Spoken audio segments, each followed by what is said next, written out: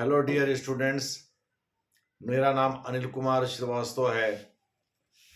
आज इस वीडियो में हम लोग भारतीय झंडे के इतिहास, भारतीय पुरस्कारों के इतिहास, भारतीय लोकतंत्र के इतिहास पर नज़र डालेंगे और तमाम पहलू पर चर्चा करेंगे। यह कंपटीशन की तैयारी करने वाले विद्यार्थियों के लिए, हिस्ट्री के विद्यार्थियों के लिए बहुत उपयोगी लेक्चर है। इसे ज़रूर देखें और अगर यह चैनल आपको पसंद आए तो इसे लाइक, सब्सक्राइब और शेयर ज़रूर करें।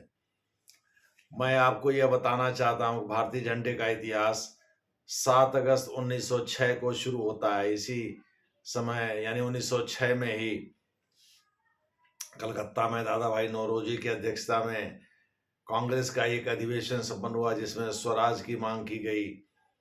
स्वदेशी का भी मुद्दा उठा था, चूंकि इसी साल स्वदेशी आंदोलन भी भारत में शुरू हुए थे। खैर, वो तो प्योरली इतिहास की बातें हो जाएंगी। उसके बाद झंडे की बात आती है। 7 अगस्त 1906 को पारसी बागान में पहला झंडा भारत का फहराया गया था।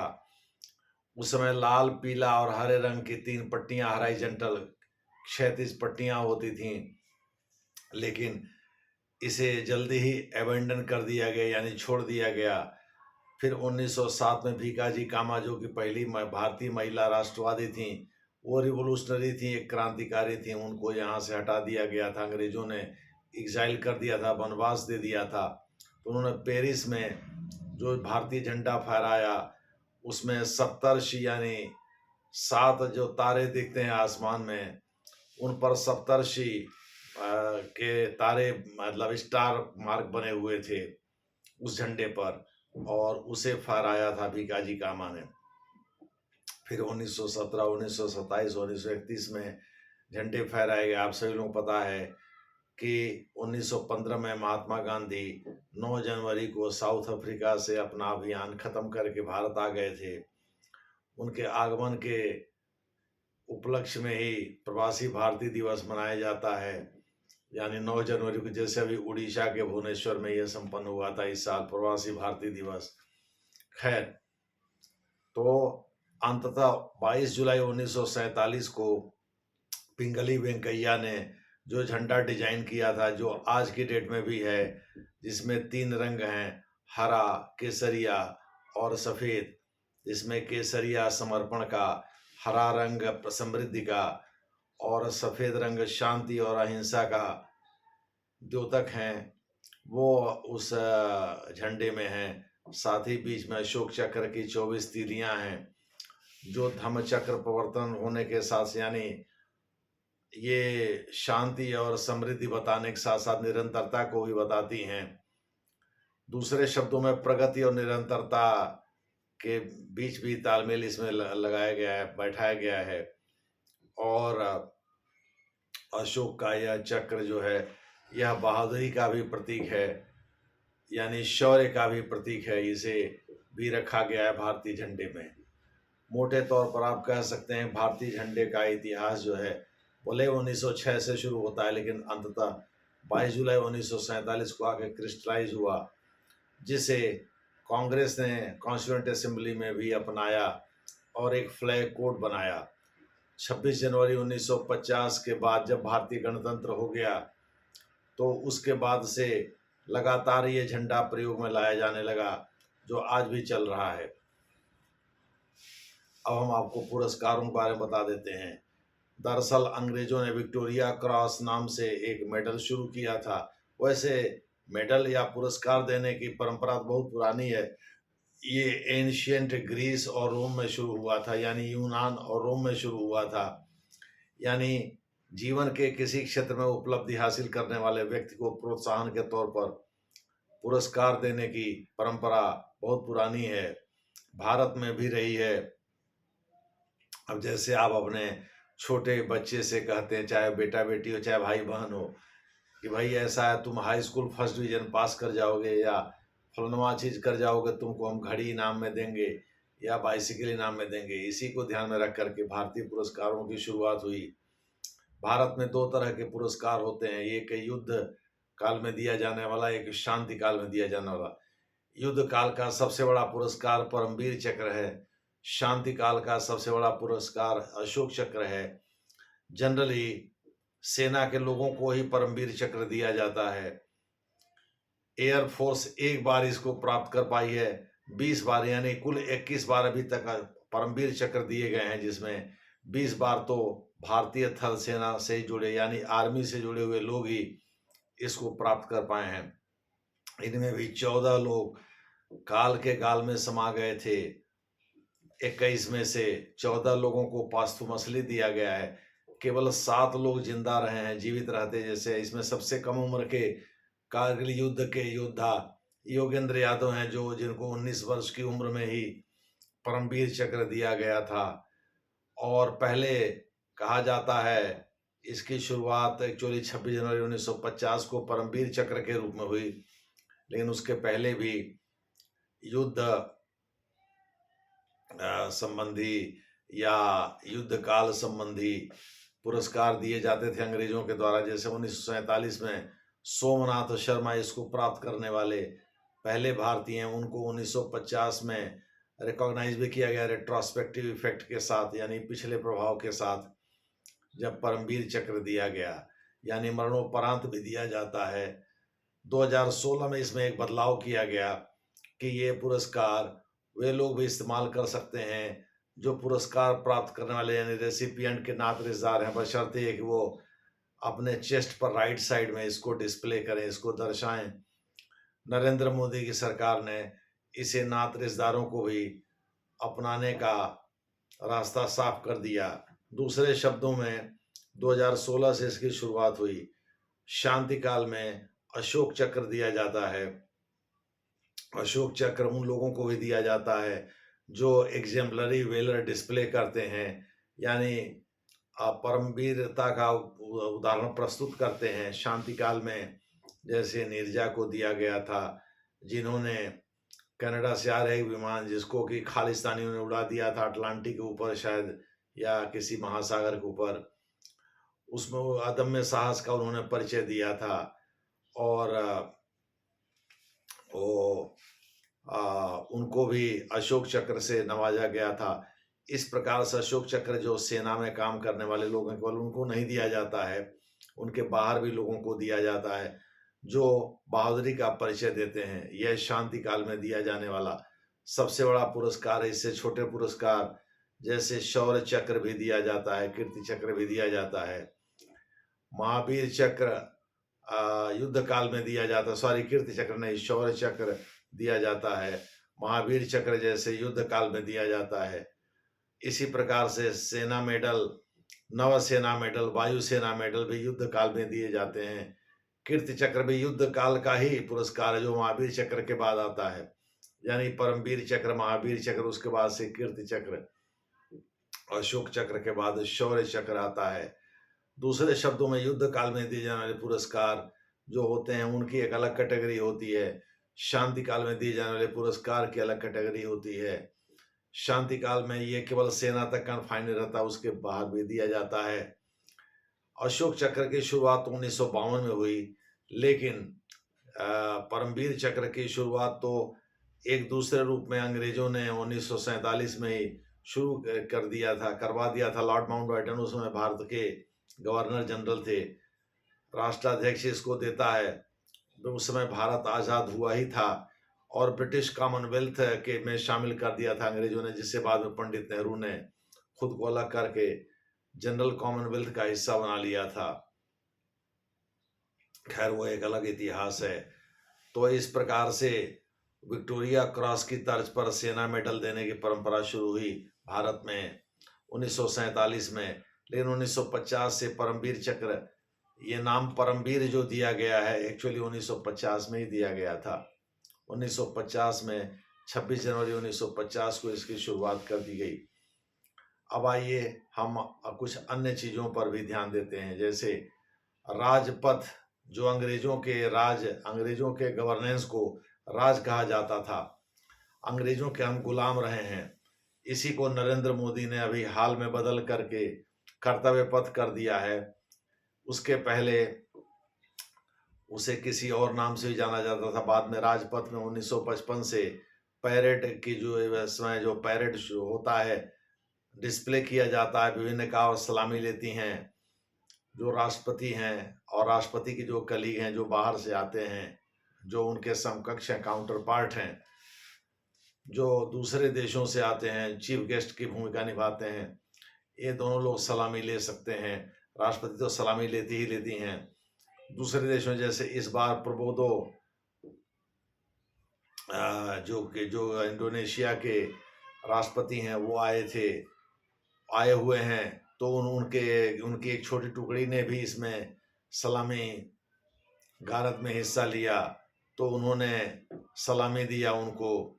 दूसरे शब्दों में भारतीय राष्ट्रपति के अलावे उनके काउंटर पार्ट यानी उनके समकक्ष भी सलामी दे सकते हैं। वो भारतीय सेना को भी सलामी दे सकते हैं। गेस्ट को बुलाकर दिखाने का उद्देश्य होता है कि भाई ऐसा है कि मिलते जुलते मन के मुताबिक लोगों को अपना शौर्य दिखाने का भारत की एक परंपरा रही है।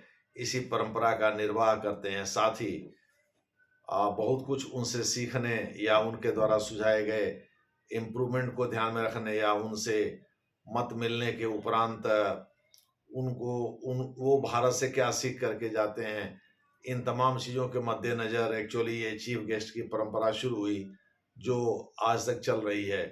पहले रिपब्लिक डे में प्रेसिडेंट सुकर्णो जो इंडोनेशिया के राष्ट्रपति थे और प्रबोधो जो इस इंडोनेशिया के राष्ट्रपति हैं, ये इस साल भी उनको बुलाया गया है। मोटे तौर पर आप कह सकते हैं उस समय तो Pandit Nehru non alignment movement जैसे संगठन के साथ रोमांस कर रहे थे। हालांकि यह संगठन 1954 में बांडुंग सम्मेलन के साइडलाइन पर जन्म हुआ 1961 में पहली शिखर बैठक हुई।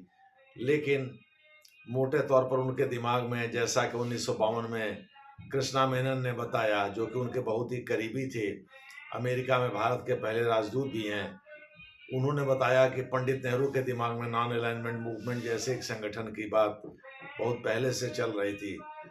नॉन अलाइनमेंट एक विचारधारा है, नॉन अलाइनमेंट मूवमेंट एक संगठन है, यही दोनों में अंतर है। इसलिए हम बात मूवमेंट की कर रहे हैं, नॉन अलाइनमेंट की नहीं कर रहे हैं। तो इसकी बात बहुत पहले चल रही थी, इसको उन्होंने सुझाया और प्रेसिडेंट सुकर्णो ने उसका सपोर्ट किया। इंडोनेशिया के संभवतः जावा द्वीप पर ही स्थित है बांडुंग। तो बांडुंग एक छोटा सा शहर था उस समय, जहाँ की अफ्रो एशियन या अफ्रीका के और एशिया के नवोदित राष्ट्रों की एक शिखर बैठक हुई थी। उसी में पंडित नेहरू भाग लेने गए हुए थे।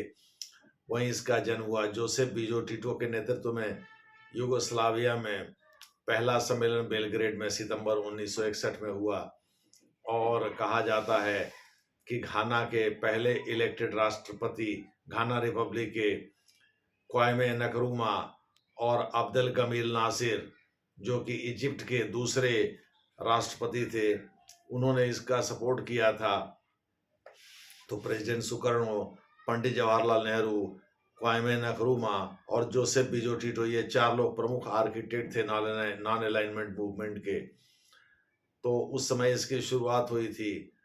तो मेरा जो मतलब है कि पंडित नेहरू ने बहुत कुछ सीखा था इन सम्मेलनों से और उसको भारत में ट्रांसलेट करने की कोशिश की। इसीलिए उन्होंने महाशक्तियों के साथ दूरी बनाए रखी। वो तो 1962 में जब चीन ने भारत पर हमला किया और भारत के पूर्वी लद्दाख और अरुणाचल प्रदेश को थ्रेटन करने लगा, तब जाकर के इन्होंने जॉन एफ कैनेडी से और उधर सोवियत रूस से मदद मांगी थी। इनके मित्र थे निकिता क्रुश्चेव, इन्होंने उनसे भी मदद मांगी थी। उस समय लियोनिद ब्रेजनेव उभर रहे थे और एलेक्सेई कोसिजिन, जो कि बाद में चल करके सोवियत रूस के प्रधानमंत्री बने। कहा जाता है कि इन सब से उन्होंने मदद की गुहार लगाई थी और उसमें निकिता क्रुश्चेव ने शायद मदद का प्रस्ताव भी कर दिया था। जॉन एफ कैनेडी ने तो एरोप्लेन, लड़ाकू हवाई जहाज भेज भी दिया था। लेकिन तब तक यहाँ माओ त्से तुंग बहुत चालाक आदमी था। वो एक तरफा सीज़फायर की घोषणा करके भाग खड़ा हुआ, क्योंकि उस समय उसकी औकात तो थी नहीं महाशक्तियों से निपटने की। खैर, पंडित नेहरू को 1962 में यह होश तब आया जब चीन ने भारत पर हमला कर दिया। बहरहाल ये पुरस्कारों का इतिहास है। अब संक्षेप में हम लोकतंत्र के बारे में चर्चा करते हैं। आप सभी लोगों को पता है भारत 15 अगस्त 1947 को आज़ाद हुआ था। 3 जून 1947 को माउंटबेटन योजना के तहत ब्रिटिश भारत को 2 डोमिनियन यानी भारत और पाकिस्तान में बांटने का प्रस्ताव ब्रिटिश पार्लियामेंट ने, जिसको वेस्टमिंस्टर प्रणाली के आधार पर गठित किया गया है, ने किया था। और उसने ब्रिटिश कानून पारित किया था। बाद में चल करके इंडियन इंडिपेंडेंस एक्ट, भारतीय स्वाधीनता अधिनियम पारित हुआ। भारतीय स्वाधीनता अधिनियम के तहत भारत को आज़ादी मिली और भारत को तमाम अधिकार मिले। उसके 21D के तहत जो ब्रिटिश पैरामाउंसी थी, यानी जो भारत पर सर्वोच्चता स्थापित थी ब्रिटेन की, वो समाप्त हो गई थी। हालांकि भारत तब भी अभी डोमिनियन बना रहा था। अभी तो गवर्नर जनरल की व्यवस्था थी। डोमिनियन का मतलब होता है एक ऐसा देश जो सैद्धांतिक रूप से, जिसके राष्ट्राध्यक्ष या शासनाध्यक्ष ब्रिटिश क्राउन होते हैं, उसे हम डोमिनियन कहते हैं। यानी वो यह एहसास दिलाता है कि हम कॉलोनीज रहे हैं, ब्रिटेन के उपनिवेश रहे हैं। लेकिन 26 जनवरी 1950 को भारत एक गणतंत्र हो गया, जब उसने अपना स्वतंत्र संविधान एडॉप्ट कर लिया। तब तक 1935 के भारत सरकार अधिनियम के अनुसार भारत का शासन चलता रहा। कॉन्स्टिट्यूएंट असेंबली पार्लियामेंट का काम करती रही as per Indian independence act 1947। भारतीय स्वाधीनता अधिनियम 1947 के अनुसार संविधान सभा को ही संसद का दर्जा दे दिया गया था। 25 अक्टूबर 1951 को चुनाव की प्रक्रिया शुरू हुई थी और फरवरी में आकर के कंप्लीट हुई थी। तो इस प्रकार से 13 मई से संभवतः नई लोकसभा ने काम करना शुरू कर दिया। उसमें 489 सीटें लोकसभा में थीं, जिसमें पंडित नेहरू के नेतृत्व में बम्पर बहुमत 368 के करीब बहुमत मिली थी कांग्रेस को। और मुख्य विरोधी दल श्रीपद डांगे के नेतृत्व में कम्युनिस्ट पार्टी थी, जो कि मुख्यतः महाराष्ट्र की पार्टी थी। वही कम्युनिस्ट पार्टी जिसने बाद में चल करके पश्चिम बंगाल, केरल में तो अभी भी शासन में है वो, और त्रिपुरा में शासन किया। हालांकि अब पश्चिम बंगाल और त्रिपुरा से तो चली गई है, बस केरल ही रह गया है। तो श्रीपद डांगे के नेतृत्व में वही, हालांकि विरोधी दल की मान्यता उनको भी नहीं मिली थी, क्योंकि 13 सीटें करीब उनको मिली थी। और 13 सीटों में वो क्या विरोधी दल के, भाई 10% का नियम तो बहुत पहले से लागू था। कम से कम 10% तो चाहिए ही विरोधी दल को। जैसे 2 बार से कांग्रेस को 55 से कम सीटें हासिल हुई। ऐसी दशा में कांग्रेस को बहुमत नहीं मिल पाया, यानी कांग्रेस मुख्य विरोधी दल भी नहीं बन पाई। इस बार 99 सीट होने के बाद कांग्रेस के नेता राहुल गांधी को मुख्य विपक्षी दल की मान्यता मिल गई है, यानी विपक्षी दल के नेता की मान्यता मिल गई है। Leader of the opposition, LOP जिसको कहते हैं, वो लोकसभा में LOP बन गए हैं। LOP को भी बहुत सारे 78 के नियम के अनुसार बहुत सारी तरह की सुविधाएं मिलती हैं, जिसमें उसको कैबिनेट मंत्री का दर्जा मिलता है। उसका एक अलग सचिवालय होता है, एक अलग कार्यालय होता है, और उसको अलग से बंगलो अलॉट होता है। बहुत सारी तरह की सुविधाएं मिल जाती हैं लीडर ऑफ द अपोजिशन को। हालांकि वह मंत्री तो नहीं होता, यानी सरकार में शामिल नहीं होता, वो तो लीडर ऑफ द अपोजिशन होता है। बहरहाल, तो पहले लोकतंत्र के दौरान हुआ भाई चुनाव कैसे हो, तो चुनाव बैलेट पेपर से ही कराने की व्यवस्था थी। 1 रुपए के नोट की तरह से बैलेट पेपर बनवाया गया। और ये हुआ कि भाई शुरू में तो प्रस्ताव था कि एक ही बॉक्स रखा जाए जिसमें लोग मुहर लगा के डाल देंगे। फिर बाद में हुआ नहीं, अलग अलग बक्सा अलग अलग कलर का रखा जाए।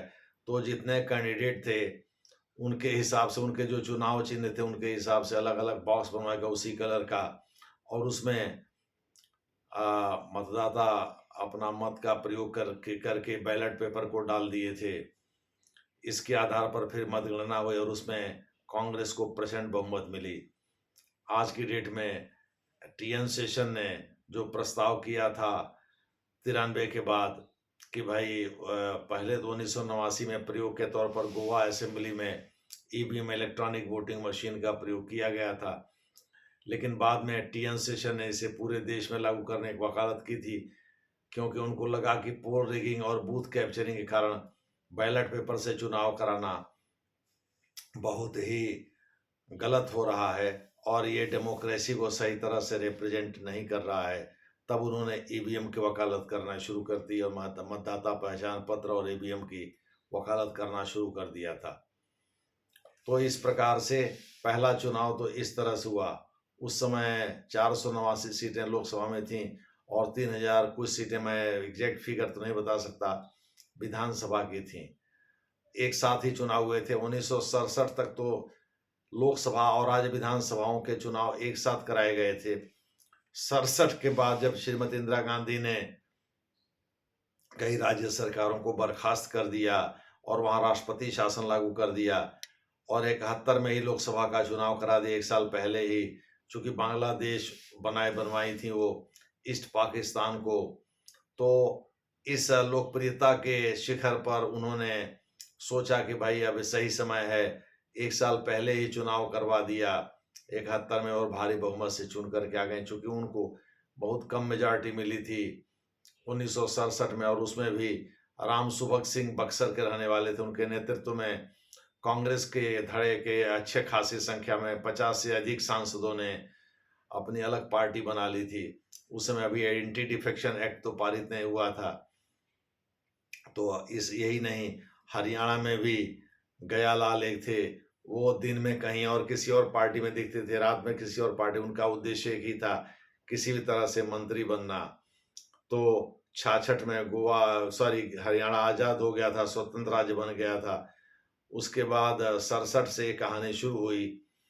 तो मोटे तौर पर आप कह सकते हैं कि भारतीय लोकतंत्र में बैलेट पेपर और ईवीएम मशीन दोनों से चुनाव कराने की परंपरा रही। इस समय तो ईवीएम मशीन ही चल रहा है। हालांकि विरोधी दल लगातार बैलेट पेपर से चुनाव कराने की मांग कर रहे हैं, लेकिन ये तो निर्वाचन आयोग के ऊपर है कि वो कराएगा कि नहीं कराएगा। क्यों कराएगा? जब बैलेट पेपर में इतनी खामी थी, उसे पोल रिगिंग और बूथ कैप्चरिंग यानी गुंडे मवाली लगा करके पूरा का पूरा बूथ ही कैप्चर कर लिया जाता था, बूथ को हड़प लिया जाता था और जबरदस्त तरीके से चुनावी भ्रष्टाचार होता था, पोल रिगिंग होती थी।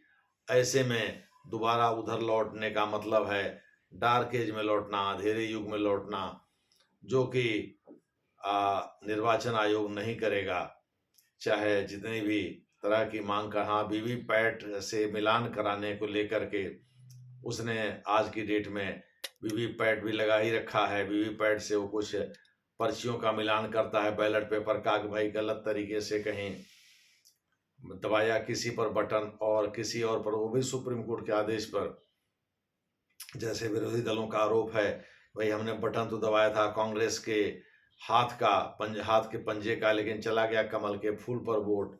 तो इन सब चीज़ों से बचने के लिए और इनमें पारदर्शिता लाने के लिए सुप्रीम कोर्ट ने निर्वाचन आयोग से कहा कि भाई कुछ सीटों का मिलान कर लीजिए इलेक्ट्रॉनिक वोटिंग मशीन और वीवीपैट के साथ, वेरीफिएबल पेपर ऑडिट ट्रेल के साथ। तो वही काम करता है, इलेक्ट्रॉनिक वोटिंग मशीन का मिलान कर लेता है कुछ में, और जहां खास करके आरोप रहते हैं, और उसके बाद से अगर वो सही पाता है तो विरोधी दलों को उसी अनुसार वो जवाब देता है। लेकिन विरोधी दल तो थिथराई पर उतर आए हैं, वो ये पचा ही नहीं पा रहे हैं भाई हम चुनाव हार रहे हैं, भारत की जनता उन्हें हरा रही है। खैर, वो एक अलग का बहस है। तो इस प्रकार से डेमोक्रेसी धीरे धीरे आगे बढ़ी भारत में। आप सभी लोगों को पता है कि भारतीय संविधान में डेमोक्रेसी को एक बहुत महत्वपूर्ण अंग माना गया है राज्य के लिए और केंद्र के लिए। सुप्रीम कोर्ट ने इसीलिए एसआर मुंबई केस में डेमोक्रेसी को भी बेसिक स्ट्रक्चर यानी आधारभूत लक्षण बताया, और 1994 में और राज्यों में राष्ट्रपति शासन लगाने पर रोक लगा दिया। यानी बहुत सारी शर्तें निर्धारित, रोक तो नहीं लगाया, बहुत सारी शर्तें निर्धारित कर दिया। मोटे तौर पर अब किसी राज्य में राष्ट्रपति शासन लगाना एक टेढ़ी खीर हो गई। इसी को आधार बनाकर आगे चलकर टीएस ठाकुर के नेतृत्व में नरेंद्र मोदी ने जो उत्तराखंड में और उधर अरुणाचल प्रदेश में राष्ट्रपति शासन लगाया था, उसको रिवर्स कर दिया था सुप्रीम कोर्ट ने। और कहा कि ये सही वक्त है घड़ी की सुई को पीछे की ओर ले जाने के लिए, और दोनों जगह नरेंद्र मोदी के फैसले को पलट दिया था। सुप्रीम कोर्ट ने सार्वमई केस में यहाँ तक कह दिया कि ऐसा है कि अगर किसी राज्य में विधानसभा को भंग कर दिया गया है तो विधानसभा फिर से रिवाइव हो सकती है। अगर ये पाया गया कि गलत तरीके से विधानसभा को भंग किया गया और किसी एक मंत्री या मुख्यमंत्री के भ्रष्टाचार में शामिल होने का मतलब ये नहीं है कि समूचे मंत्रिमंडल को बर्खास्त कर दिया जाए और विधानसभा को भंग कर दिया जाए। तो बहुत सारे तरह के रेस्ट्रिक्शन को लगा रखा है सुप्रीम कोर्ट ने, और उन रेस्ट्रिक्शंस की वजह से राष्ट्रपति शासन लगाना अब एक दूर की कौड़ी हो गई है। वैसे भी अम्बेडकर ने अनुच्छेद 356 को डेड लेटर यानी मृत पत्र कहा था, यानी यदा कदा इसका प्रयोग होना चाहिए।